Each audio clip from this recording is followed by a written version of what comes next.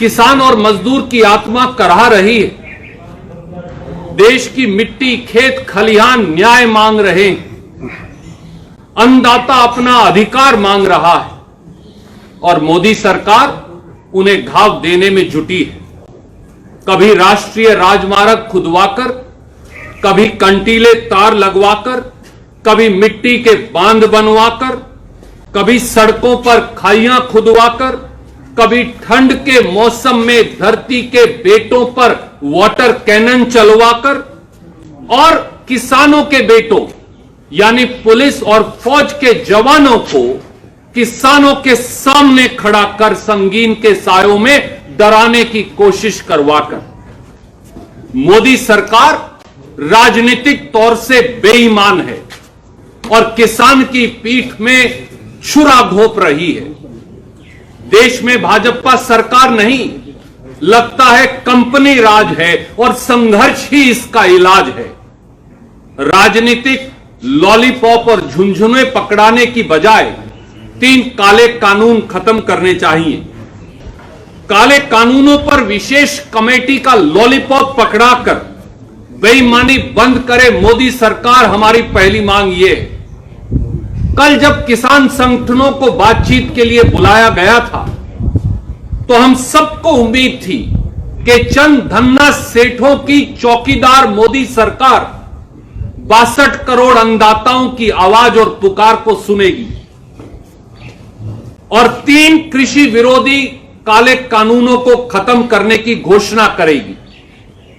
पर दुर्भाग्य यह है कि देश के कृषि मंत्री ने विशेष कमेटी का जुमला पेश कर देश और किसानों की आंखों में धूल झोंकने का काम किया। क्या प्रधानमंत्री और भारतीय जनता पार्टी की सरकार बताएगी कि 3 खेती विरोधी काले कानूनों पर विचार करने के लिए कानून बनाने से पहले यह कमेटी क्यों नहीं बनाई गई? मोदी सरकार ने यह काले कानून चोर दरवाजे से अध्यादेश बनाकर क्यों लेकर आई? जब कांग्रेस और विपक्षी दलों ने देश की संसद में इन 3 काले कानूनों का विरोध किया था और इन्हें संसद की विशेष समिति में भेजने की मांग रखी थी, तो मोदी सरकार ने उस मांग को क्यों नहीं माना?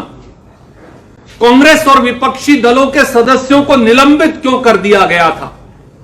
राज्यसभा में बहुमत ना होते हुए भी ध्वनि मत से यानी वॉइस वोट से इन काले कानूनों को क्यों पारित करवाया गया था?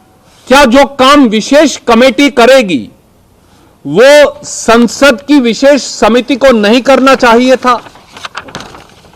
संविधान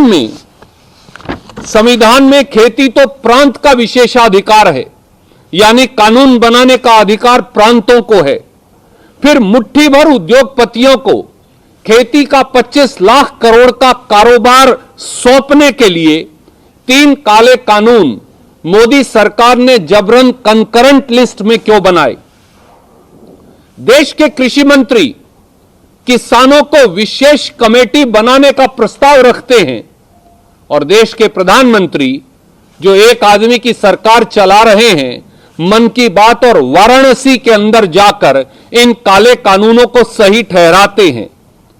अगर ये तीनों काले कानून सही हैं, तो फिर मोदी सरकार और कृषि मंत्री किसानों से क्या बातचीत कर रही है?